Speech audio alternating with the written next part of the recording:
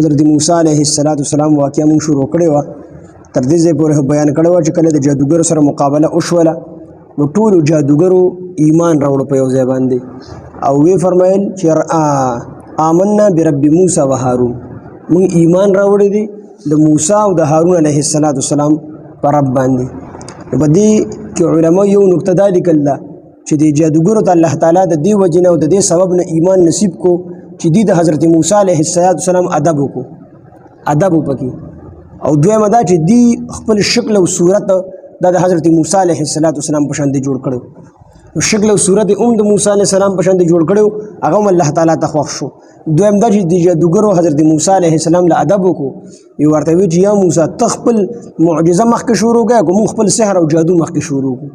ته مخکې شروع کړه کوم مخکې شروع کړو ادب یې وکړو تپوس یې وکړو حضرت موسی علیه السلام نه نو د دې ادب د وجې نه الله تعالی د جادوګرو ته ایمان نصیب کړو او بل دا چې حقیقت په کولو شو نو کو مثال په تور دی پیجندل وي چې دا د الله تعالی په حق پیغمبر دی خو الله ورته هدایت نه کولی نو دې چې هدایت نشو کولی خو الته کې سبب راغی نو د موسی علیه السلام ادب وکړو الله تعالی ورله دغه د ایمان دروړو سبب او ذریعہ وګرځوله او هدایت ورته نصیب کنه ټولو يهوديانو ډیرو يهوديانو ته پتا و چې نبی علیه السلام په حق پیغمبر دی خو هغه ایمان نه دی راوړي پیجندو يعرفونه کما يعرفون ابناءهم الله تعالی فرمایي د يهوديانو دا نبی علیہ السلام دسه پیجندو لکه څنګه چې خپل بچي پیجني دسه دنه خطا کېدو خو بیا هم ایمان را نه وړو نو جادوګر چې کله ایمان راوړو بیا فرعون ایمان را نه وړو کنه جادوګر ورته و چې دا په حق باندې پیغمبر دی خو فرعون وی چې نه تاسو منځ کې صلاح نو ایمان را نه وړو دا غي نو ورستو موسی علیه السلام بچ کوم معجزه پیش کوله د ورته بل معجزه پیش کا بل معجزه پیش کا بهر حال پلندوګو مې اخره کې په د باندې الله تعالی عذابونه مسلط کړو د هوا عذاب پر راغی د طوفان چې کله په طوفان غ عذاب راغی د یا موسی بنی اسرائیل سره خوشی کوم ایمان راوړم د طوفان ران لري کا هغه الله ته سوال کو طوفان تل رشو بیا په د مولخان او عذاب راغی کاتی مولخان په الله تعالی مسلط کړ ټول فصلونه ورله ختم کړل نو چې کاتی مولخان په مسلط شو د بیا موسی علیه السلام د سوال کو یا موسی ایمان راوړم بنی اسرائیل سره خوشی کوم د غلامین آزادوم خدا الله نه سوال کو چې د عذاب نه لري الله ته عذاب لري کو بیا ایمان را نه وړو بیا د وادي خلاف ورزي وکړه الله په روغي او سپګي مسلط کړي په هر په دانو کې سپګي وشولې په جامو کې روغي وشولې په سرونو ګیرو کې سپګي وشولې بیا موسی علیه السلام د سوال کو یا موسی ایمان راوړم او بنی اسرائیل سره خوشی کوم خدای الله نه سوالو کې الله تعالی د عذاب رانه لري کو د هر عذاب په منځ کې 15 ورځې وقفه وا یعنی عذاب به الله لري کو د ایمان رانه وړو الله به د صبر کو 15 ورځې پس بیا الله تعالی بل عذاب مسلط دا غینه ورستو به الله تعالی سینځخان مسلط کړو زمونږ استاد فرمایل وی دومره سینځخان په الله مسلط کړو چې دی په نونه خله تا کوله کنه ډومبه بوله خله د سینځخ ټوب ورستو بدی نونه ارزه کې سینځخان وی د بیا موسی علیه السلام ته وی چې یا موسی علیه السلام د الله نه سوالو کې ایمان راوړم بنی اسرائیل سره خوشی کوم خو د عذاب رندري هغه عذاب تم لري شو بیا به د وینې عذاب راغی وینا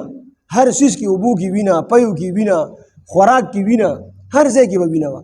بنی اسرائیل په کور کې به وبوي دی دوره محتاج شو چې بنی اسرائیل کور ته ولاړ داغې نو به اوبر واغست نو داغې په کور کې به وبوي خو دی کور ته براله د فرعونی کور ته براله هغه به وینا دی پوری چې داغي په لوخي کې بچ کم دی او بوي خو دې لوخي ته براوړې د وینه بوا بلکې دور دی محتاج شو چې بنی اسرائیلی و په خپل خله کې او براواغه یا په خله کې و بوي او د خله ته به چې کول نه دغه په خله کې وینه بیا موسی علی السلام د سوال کو یا موسی علی السلام بس بنی اسرائیل سره خوش کومه او توبه و باسم خو بس الله تعالی نه سوال کوي دا عذاب بهر حال دا قسم عذابونه پرال د ټولو کې ایمان رانه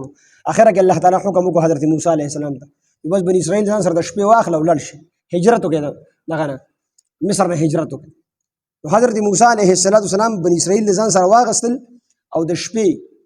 د دیغه کالی او پتری د فرعونیان د مالدارو بنی اسرائیل غریبانانو د دې د کالی د سره امانت اخیو د بنی اسرائیل سره او بعض مفسرین لیکلي دي چې دی د بنی اسرائیل لړو ورته وی چې زمونږ چا کر خادي ده نو موږ له کالی کر زرا کوي فرعونیانو ته وی موږ به واپس راو بهرحال دغه نه کالی راوړو او دی روان شو او په دغه شپه باندې الله تعالی د شی وکړل چې د هر فرعونی په کور کې مشر کس مړ شو لکه د هر سړي مشر زوی مړ شو نو دی باغې باندې شو بنی اسرائیل واته اوس کله سار شو نو دی وی چې لکه زمونږ مزدوران څه شو دا به کفن دفن به څوک کوي قبرونه به څوک کني نو دی چې کله وکتل نو بس بني اسرائیل ټول وتی نو فرعون لښکر ورپسې کوي دانګې پسې خو تښتېدو زمونږ نو بس دی ورپسې شو نو مخې ته دریاب راغی وروسته چې کوم دی پسې فرعونیانو لښکر راورسېدو موسی علیه السلام د بني اسرائیل وی یا موسی علیه السلام مخې ته سمندر راغی وروسته دشمن راورسېد څه به کوو موسی علیه السلام ورته وفرمیل وی الله زما سره دی او نبی علیه السلام ابوبکر صدیق رضی الله عنه چې کله په غار سور کې وکنه او د کافرانو هغه خپې ولیدلې نو ابوبکر صدیق رضی الله عنه نبی علیه السلام ته وی د الله پیغمبره وی کافران رالو نو نبی علیه السلام ورته وفرمیل ان الله معنا الله تعالی زمون سره دی هغه الله زما سره دی او نبی علیه السلام الله زمون سره دی نو مه ته دریاب راغی شاته پسې لښکر رسېدو جو موسی علیه السلام کونډه وشو د سمندر لاره پرې خو 12 لارې به الله تعالی جوړ کړ بني اسرائیل 12 قبیلیو 12 ډلیو په هر لار باندې خپل قبیله روان شو علماء لیکلي دي چې کله دغه دریاب نه د بني اسرائیلی اخیری سړی وته او فرعونی اخیری سړی ورته داخل شو الله تعالی دریاب ته حکم کو ورشه دریاب په لاړو ټول چې کم دی نيستو نابود بني اسرائیل بیا هم یریدل ځکه د ټول عمر په غلامۍ کې تیر کړو بیا یریدل موسی علیه السلام دوی چې هغه شی مړ نه دی فرعون وته یاد وي دي مړ نه دی هغه وته مړ دی دی وته نه مړ نه دی دی به ژوندۍ وي نور به غرق شي دی به ژوندۍ هغه وته نه مړ دی ځکه د دې په سره کې خدای ته خدای هغه سنا سره دا خو کنه بني اسرائیل هغه وته مړ دی نو الله تعالی ته کوم دی موسی علیه السلام سوال کو چې الله دې بار راو ورځو چې داخله کې ویلی د بني اسرائیل نو هغه الله تعالی نور په سمندر کې دنه غرق او موسی دا فرعون بار راو ورځو نو ټول بني اسرائیل ولا بوت لوي دا شی مړ دی ته متا سوجه دی مړ نه دی چې په خپل سترګو باندې ولې الله کې د بني اسرائیل یقین راغی دا واقعیا معرفت قرآن کې ډیره وګدره ټول واقعیا د موسی علیه السلام لیکل ده او دغه ځای پورې کافی ده ان شاء الله نور بیا بل موقع کې بیان اوس به د آیتونو ترجمه تفسیر ای ټول واقعیا لیکل د موسی علیه السلام بیا بني اسرائیل چې د دریاب نه پورې وته نو الته خلک وي د بوتانو عبادت کو نو دی وایي زمونږ د بارم د خدایان بګار دي موسی علیه السلام ته چې موږ هم د عبادت موسی علیه السلام یې خدای یو خدای طرف ته رابلم بیا د کوم اعمال کسره خدای سمخه ته تیر شي وي دا ټول واقعیا لیکل غوډه رضیات وګده ده